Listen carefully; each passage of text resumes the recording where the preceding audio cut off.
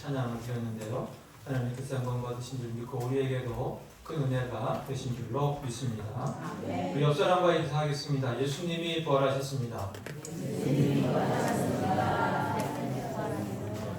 예수님이 십자가에 돌아가신 다음에 예수님의 시체를 가져다가 장례를 치른 사람은 바리마대 사람 요셉이라는 사람입니다. 그는 자기와 자기 집안 사람들을 위해서 준비한 새 무덤에 예수님의 시체를 안치했던 것이죠. 그런데 이제 여기까지는 성경에 나오는 얘기고 그 다음에 이제 이런 재미있는 얘기가 있어요. 그의 친한 친구가 그 다음날 요셉에게 이렇게 얘기했답니다. 아니 자네 미쳤나? 그렇게 많은 돈을 들여서 새로 판 그 무덤에다가 십자가형에서 이렇게 죽은 그 범죄인을, 그 죄인을 거기다 갖다가 묻다니 당신 정신이 있나? 하면서 혀를 끌끌 찼다는 것이죠. 그랬더니 요셉이 이렇게 얘기를 했다 그래요. 친구야, 그거 별거 아니야. 예수님이 주말에만 잠깐 한 3일 정도 쓴다 그러셨어. 이렇게 얘기를 했다고 하는, 성경에는 나와 있지만 예수님의 부활을 확신한 이 아리마대 요셉의 얘기였습니다. 그리고 오늘은 예수님의 부활을 기념하는 우리 부활절입니다. 부활절을 맞으면서 우리 사람들은 두 가지 정도를 질문하는 것 같습니다. 첫 번째는 예수님이 진짜 부활했냐? 그게 사실이냐? 그냥 사람들이 꾸며낸 얘기는 아니냐? 이런 의문을 가지고 있고, 또 다른 하나는 예수님의 부활이 나와 무슨 상관이 있느냐 하는 것입니다. 2000년 전에 예수님이 부활했다는 것이 2025년을 살아가는 나와는 어떤 관련이 있는 거냐 하는 그 질문을 사람들이 보통 하고 있습니다. 오늘은 이 두 가지 질문을 함께 살펴보면서 예수님의 부활을 믿고 확신하고 그 부활이 우리에게 참 소망이 되는 역사가 있기를 주님의 이름으로 간절히 축복합니다. 성경은 예수님의 부활을 진술합니다. 모든 복음서마다, 마태, 마가, 누가, 요한복음 모든 복음서마다 예수님이 십자가에 죽으시고 무덤에 들어가셨는데 그분이 다시 살아나셨다는 것을 다 증언해주고 있습니다. 우리 좀 확인을 한번 해보겠습니다. 마태복음 28장 6절 말씀입니다.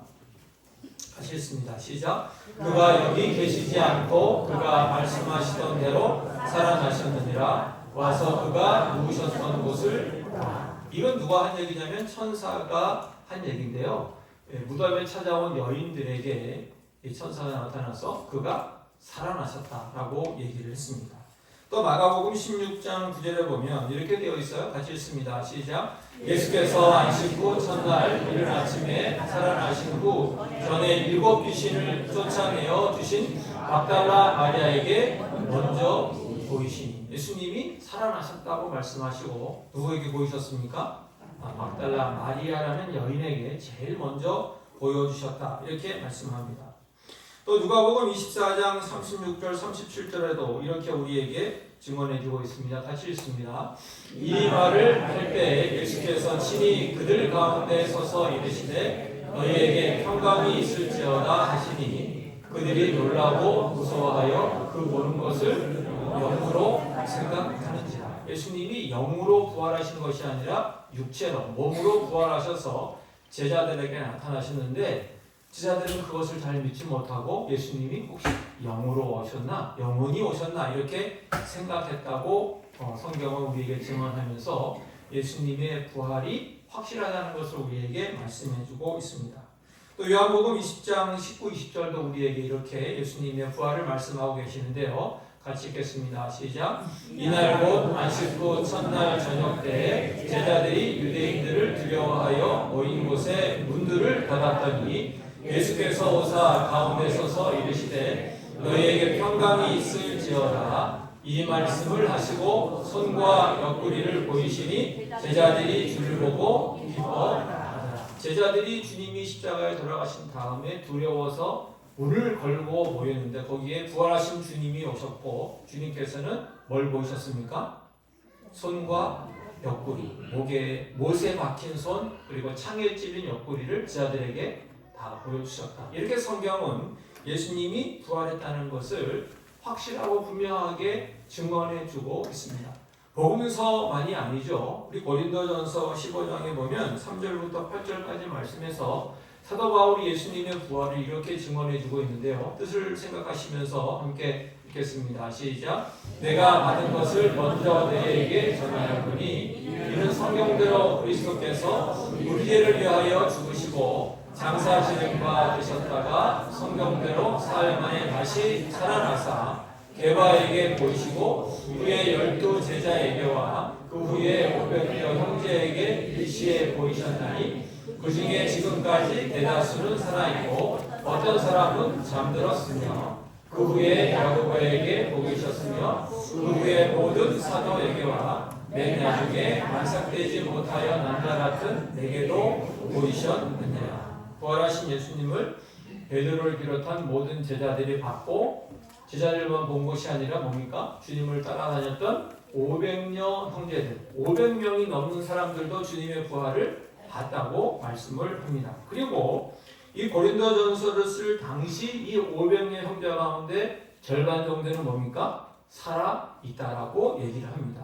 이 고린도전서는 약 한 55년경에 쓰여진 성경인데요.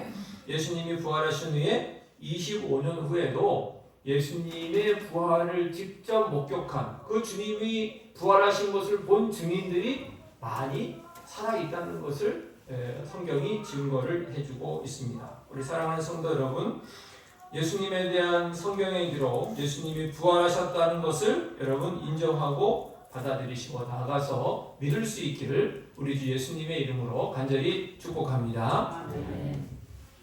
그런데 이런 성경의 기록에도 불구하고 어떤 사람들은 예수님의 부활을 믿을 수 없다면서 세 가지 주장을 합니다. 하나는 도적설, 두 번째는 기절설, 세 번째는 환상설입니다.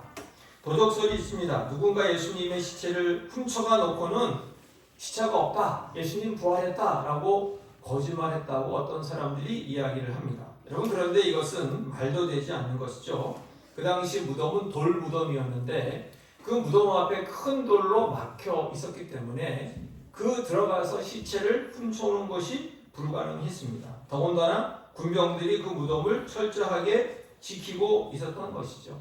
그리고 우리가 성경에 보면 예수님이 십자가에 죽으신 다음에 제자들은 무서워서 다 뿔뿔이 도망을 갔습니다. 그 도망간 제자들이 어떻게 예수님의 시체를 훔칠 생각을 했겠습니까?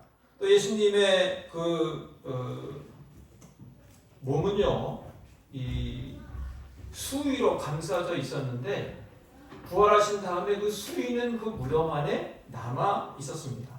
여러분, 시체를 훔쳐갈 때 그냥 훔쳐가지 그 수위를 다 벗긴 다음에 그 알몸만 훔쳐가는 사람이 있겠습니까? 그러니까 예수님의 시체를 훔쳐갔다고 하는 것은 말이 일단은 상식적으로 봐도 안 된다는 것을 우리가 볼 수가 있습니다. 또 기절을 이야기하는 사람들이 있습니다. 예수님이 십자가에서 죽지 않고 잠깐 기절했다가 서늘한 무덤에 가서 정신이 나서 일어나셨다, 이렇게 이야기하는 사람들도 있습니다. 근데 이것은 사람들의 성경을 모르는 상상일 뿐입니다. 로마 군병들은 예수님의 죽음을 확인하지 않았습니까? 십자가에 달리게 되면 내리기 전에 다 그 사람이 죽었는지를 확인을 한다고 합니다. 죽지 않으면 어떻게 하냐면 다리를 꺾어서 죽게 하는 것이고, 근데 예수님은 일찍 돌아가셔서 다리를 꺾지 않으셨습니다. 그렇지만 군병들이 그 죽음을 확인하기 위해서 옆구리를 찔러보았고, 찔렀을 때 뭐가 나왔다고 되어 있습니다. 성경에 물과 피가 분리되어서 나왔다. 이 얘기는 뭐냐면 이미 돌아가셔서 심장이 멎어서 이제 그 혈액이 응고되는 과정에서 물과 피가 이렇게 분리가 됐다는 것을 우리에게 얘기해주고 있습니다. 그리고 예수님의 몸은 유대 장례법에 따라서 미라와 같이 수위에 쌓여 있었습니다. 우리가 상처에 붕대를 감듯이 예수님의 온 몸을 수위로 감쌌는데 다른 사람의 도움 없이 혼자 힘으로 그것을 풀고 나올 수가 없었던 것입니다. 또 예수님의 부활에 대해서 환상설을 이야기하는 사람도 있습니다. 예수님을 사랑하는 제자들이 예수님을 그리워하다가 환상을 보고는 예수님이 부활했다, 이렇게 얘기를 한다는 것이죠. 그런데 예수님은 여러 제자에게 나타나셨습니다. 여러분, 환상은 개인이 혼자 보는 것이죠. 여러 사람이 동시에 함께 환상을 보는 것은 불가능한 일인 것입니다. 그리고 예수님은 제자들에게 자신을 만져보라고 하셨고 제자들과 함께 음식을 드시기도 하셨습니다. 특별히 도마라는 제자는 예수님의 부활을 의심했는데 아니 예수님의 부활을 의심한 사람이 예수님의 부활을 환상으로 본다는 것은 앞뒤가 안 맞는 이야기입니다. 사랑하는 성도 여러분, 도적설이나 기절설이나 환상설의 마음을 빼앗기지 마시고 신앙적인 상식을 가지고 판단하셔서 예수님이 부활했다고 하는 것을 믿고 의지하고 그것을 인정하며 나갈 수 있는 우리 믿음의 사람들이 되시기를 예수님의 이름으로 간절히 축복합니다. 그리고 이외에도 예수님의 부활은 역사적 사실이라는 것을 보여주는 합리적이고 논리적인 이야기들이 있습니다. 첫 번째는 제자들이 가지고 있던 부활 신앙은 예수님의 부활이 아니고는 설명할 수가 없습니다.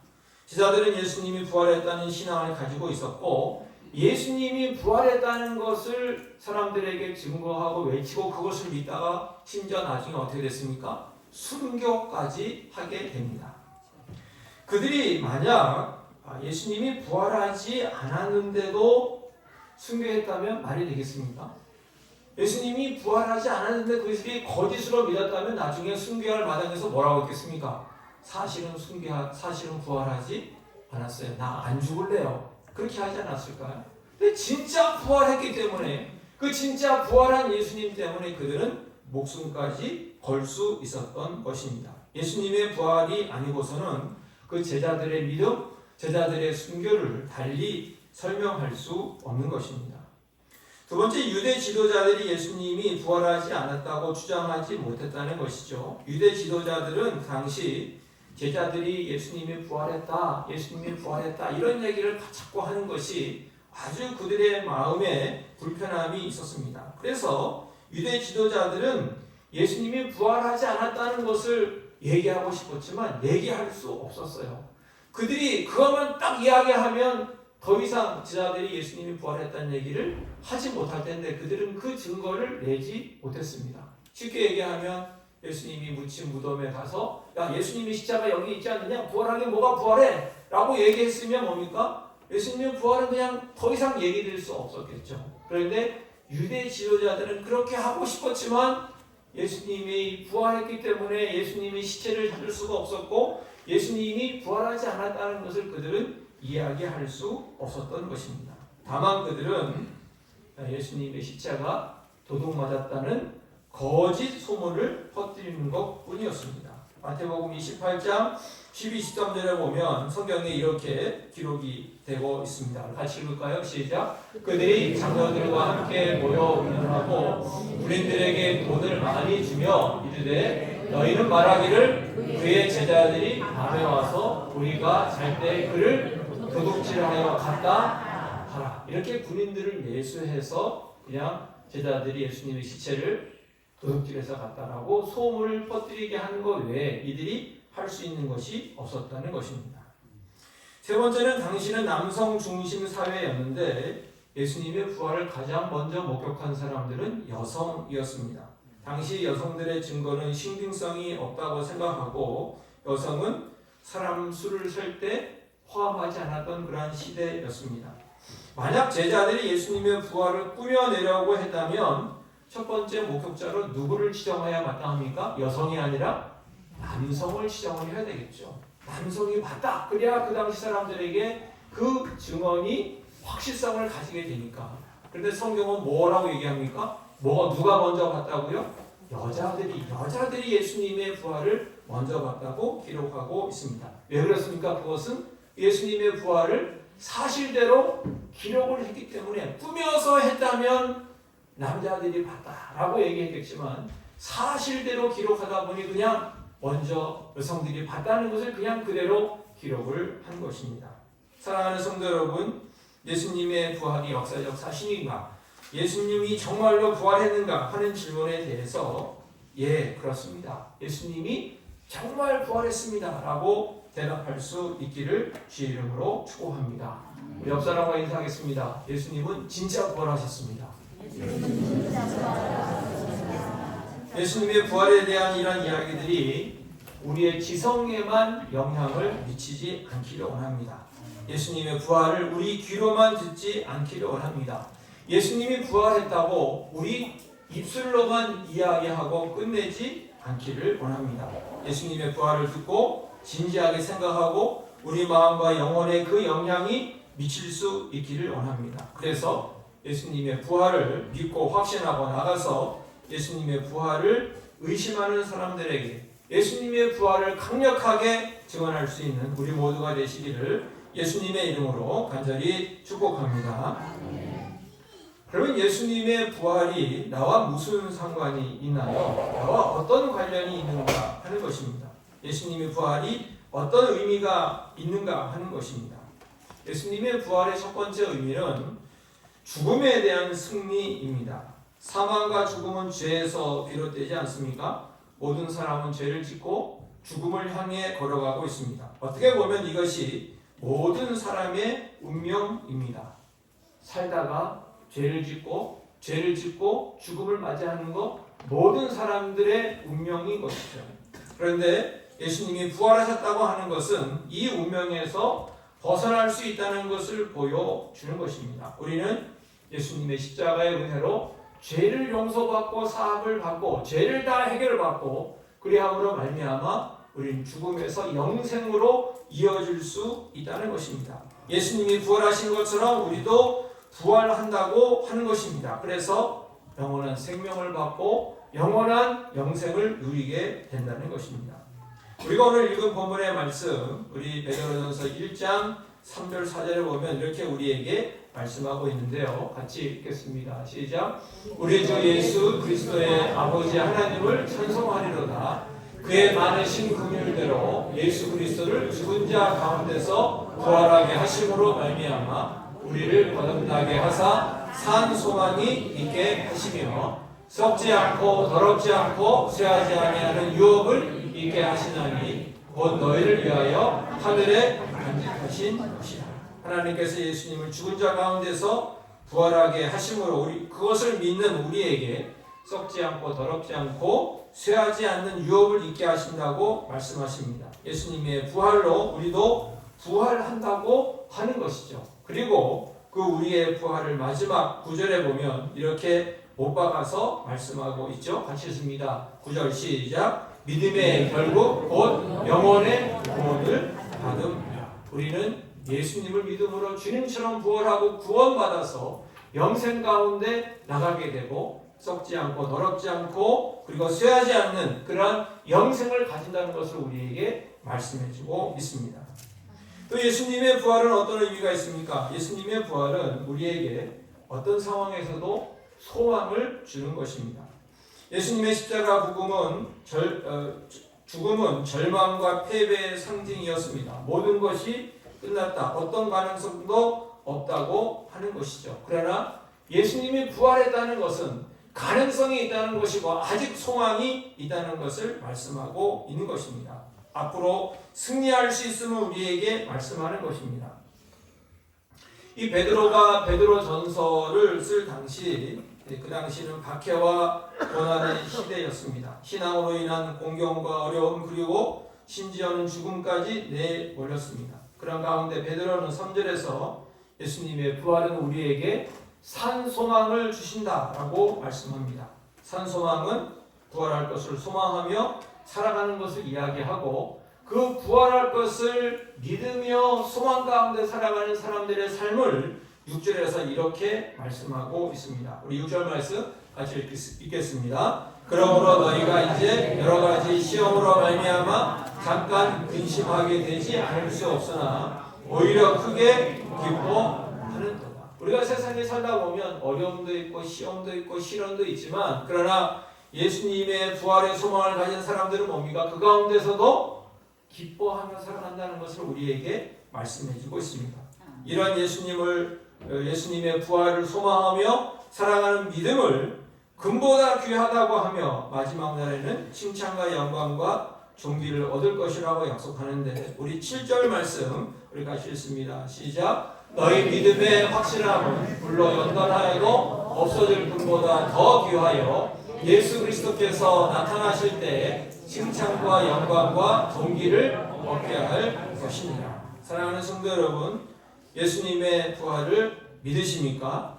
그 부활을 머리로 알고 이해하고 가슴과 마음으로 진지하게 받아들이시고 믿으십니까? 그렇다면 우리도 부활할 것을 믿으시기를 바랍니다. 죄와 죽음을 이기고 우리를 위해 하늘에 간직한 썩지 않고 더럽지 않고 쇠하지 아니하는 영생을 믿고 확신할 수 있기를 주의 이름으로 축복합니다. 여러분, 우리의 부활을 진정으로 믿으십니까? 그렇다면 세상 가운데 어떤 일을 만나더라도 잠깐은 근심할 수 있지만 소망 가운데 살아가는 우리 모든 믿음의 사람들이 다 될 수 있기를 주의 이름으로 축복합니다. 언제나 기쁨으로 얼굴이 환하게 빛나는 꽃장수 할머니가 있었습니다. 어느 단골 손님이 그 할머니에게 물었습니다. 언제나 환한 얼굴을 하시는 거 보니까 할머니는 걱정 근심이 없나 봐요. 그때 할머니가 천만에요. 걱정 근심이 없는 사람이 어디 있나요? 내게도 힘든 일, 어려운 일, 고통스러운 일이 짜증나는 걱정거리가 있답니다. 그랬더니 아니 그러면 어떻게 그렇게 매일 웃으며 사실 수가 있습니까? 할머니가 뭐라고 답을 했냐면 나는 3일의 비밀을 가지고 있습니다. 손님이 3일의 비밀이라니 그게 뭡니까? 할머니가 이렇게 답을 했습니다.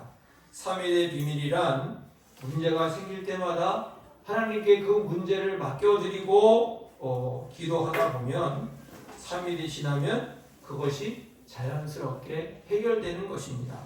예수님이 무덤에서 3일 만에 부활하신 것처럼 문제가 해결되는데 3일 정도면 족하는 것입니다.